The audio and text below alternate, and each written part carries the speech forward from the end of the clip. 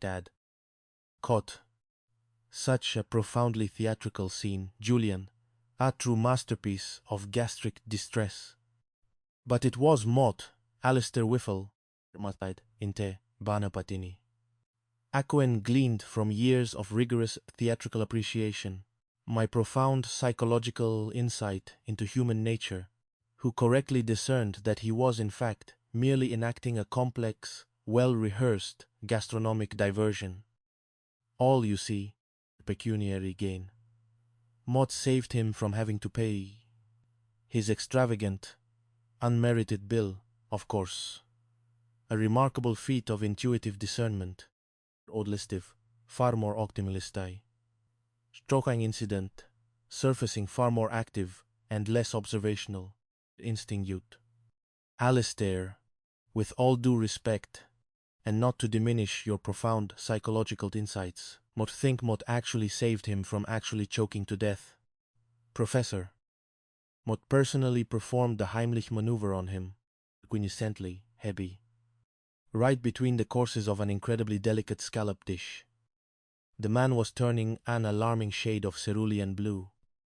It was a true act of valor, Professor. Oz waved a dismissive hand, Alice coughing at head, Julian's insistence on a mere factual retelling of heroics. Under 10. Nonsense, caper. Mere theatrics on your part, if misplaced, exhibition of first aid. My profound psychological insight into the nuances of human avarice, my superior discernment, quantolist, awfully, is what truly saved him. He was so very grateful for my insightful discretion. In fact, he was positively profuse in his gratitude, so much so that he has appointed me, Alistair Whiffle, Manager Emeritus of Casa Feliz, as the new, proud, profoundly administrative manager of the illustrious, supremely exclusive, architecturally astounding, and quite literally heavenly Paradise Towers. And the first glorious order of business for the new manager of the esteemed Paradise Towers, is a thorough renovation of Casa Feliz. Commencing, Barney, traumatized. Alistair added with a grand triumphant flourish, sweeping his hand towards the gaping hole, with your prompt expedient and utterly permanent vacating of these now structurally compromised premises. Ompanabi, Demil Meshloi, Agunlicitate, Alice said, Tenabi, at impeting. His joy bordering on delirious mania, leaving Julian, Flora, and Pixie utterly bewildered and profoundly disheartened. Ofolfimi olting foltais. Just then, inexplicably chosen this moment to resurrect itself from its prior hang-up, rang again, its strident bell, pulling Julian out of his daze. It was Peregrine Pohol, with you ties. Julian still felt a flicker of hope, a desperate clutching at a non-existent straw. Caper, my dear boy. Your quick thinking at the bistro, your selfless act of gastronomical rescue, truly saved my rather colorful, indeed quite profitable, existence. Mott reiterate my previous offer, now with even greater enthusiasm. Caper. A rent-free penthouse, sir. An opulent sanctuary, Gunting Ocean, at the fabled Paradise Towers. And yes, Peregrine added, with a cheerful chortle, his voice resonating with theatrical charm, your two charming roommates, with their unique aesthetic sensibilities and penchant for structural renovation, are most certainly welcomed. Mosat Nabi, your benefited confirmation. For one cannot leave such a generous offer suspended in the ether indefinitely, coritently, and sudden soaring euphoria. A phoenix rising from the ashes of his failed kitchen, his damaged reputation. Yes, Mr. Pothole, we'll take it. Tonight, we look lung pack tonight. We'll move tonight. Mott met calling a cab right now. Unifal light. Julian, practically, shrieked, clutching the phone so tightly. His knuckles went white. Wheel edition. And dinner, Miss Pothole. Why? An entire degustation menu, culminating in a perfect caramelized creme brulee, sounds absolutely divine for tonight. My sincere gratitude knows no bounds, sir. Thank you. Thank you, sir, a million times. Thank you for rescuing us from Professor Whiffle's reign of terror. On she trake. Barnabased. He slammed the phone down to shatter the base. A resonant crack that vibrated through the very soul of Casa Feliz. Offlomer. Pixie, we actually, truly, wonderfully, miraculously moving.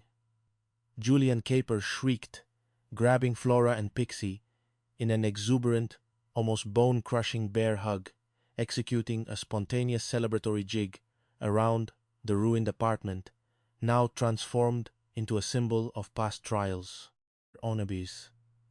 We, rich, we, finally, gloriously, triumphantly out of Alistair over pruned hair, out of this frosty inferno, out of this hole, riddled hovel, and into a new era of opulent, draft-free, structural integrity. The future is finally ours, Julian. Only noisy, packing spree immediately ensued. Barnabin sonilesni and said, Mataibi, pots, pans, various dubious kitchen gadgets, Pixie's entire, alarmingly glitter-laden collection of psychedelic art supplies. He a xe hat object, she explained, holding deep cosmic significance, and Flora's lovingly rescued floristry. Reject bins were haphazardly tossed into boxes and makeshift containers. Confident poltront.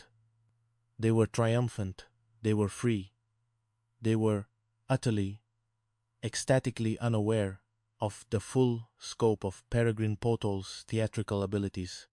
Very vacant.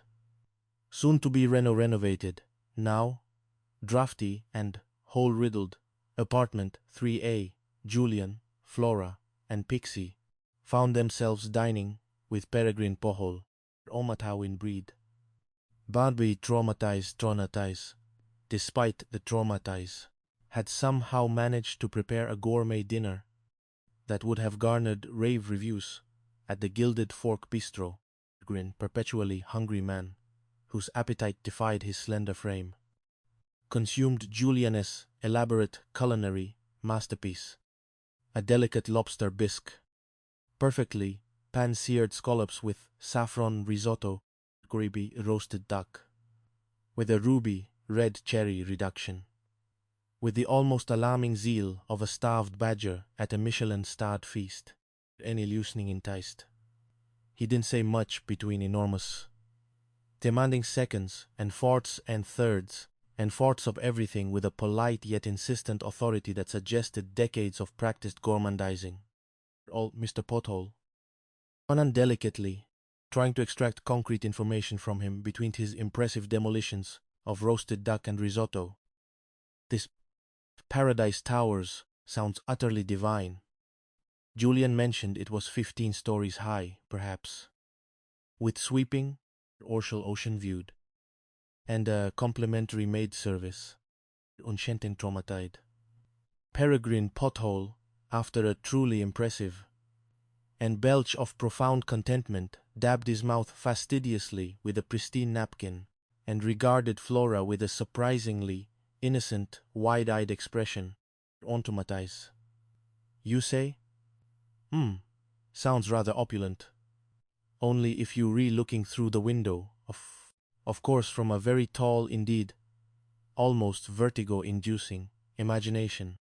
And ve kep, ha-tate, a superb duck, magnificent, cooked to absolute perfection. And your creme brulee, a veritable work of art, a masterpiece of culinary caramelized bliss. Not paying for, Ontenby, he paused for a moment. A beat of profound silence, allowing the full gravity of his final statement to slowly, horribly, sink in. Julian est, scattering delicate flakes of caramelized